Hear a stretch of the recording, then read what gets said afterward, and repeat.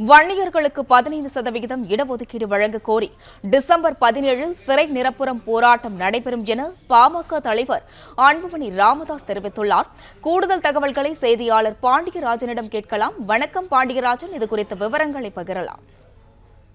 வன்னியர்களுக்கு 15% இடஒதுக்கீடு கோரி டிசம்பர் 17 சிறை நிரப்பும் போராட்டத்தில் ஈடுபட போவதாக பாமக தலைவர் அன்புமணி ராமதாஸ் அறிக்கை ஒன்றை வெளியிட்டிருக்கிறார்.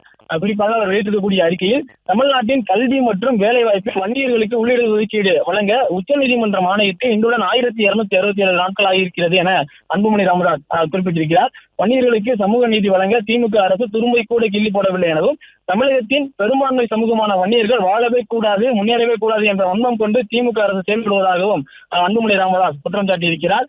இடஒதுக்கீடு பெற்று 32 ஆண்டுகளாகியும் கல்வியிலும் வேலை வாய்ப்பிலும் வன்னிய மக்களுக்கு முன்னேற்றம் கிடைக்காததால் 2020-21 ஆண்டில் மீண்டும் போராட்டங்களை முன்னெடுத்து அதிமுக ஆட்சியில் 10.5% உள் இடஒதுக்கீடு பெறப்பட்டது.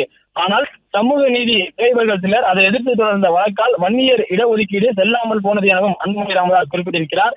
தமிழக அரசு நினைத்திருந்தால் அதிகபட்சமாக ஒரு மாதத்தில் தரவுகளை திரட்டி வன்னியர்களுக்கு இடஒதுக்கீடு வழங்கியிருக்கலாம்.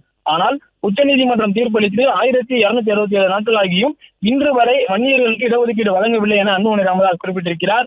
உச்சநீதிமன்றம் தீர்ப்பு வந்த நாள் முதல் வன்னியர்களுக்கு இடஒதுக்கீடு வழங்குவதற்காக வாக்குறுதி அளித்து வந்த திமுக அரசு இப்போது சாதிவாரி மக்கள் தொகை விவரம் இல்லாததால்தான் இடஒதுக்கீடு வழங்க முடியவில்லை என்று கூறுவதாகவும் அன்புமணி ராமதாஸ் தெரிவித்திருக்கிறார். கிட்டத்தட்ட 5 லட்சம் பேரை திரட்டி மாவட்ட வாரியாக, அதாவது பாமகவினுடைய கட்சி மாவட்டங்கள் வாரியாக போராட்டங்களை நடத்த வேண்டும். சிறை நிரப்பும் போராட்டத்தில் 5 லட்சம் பேராவது ஈடுபட வேண்டும் என அன்புமணி ராமதாஸ் அறிவிப்பு ஒன்றை வெளியிட்டிருக்கிறார்.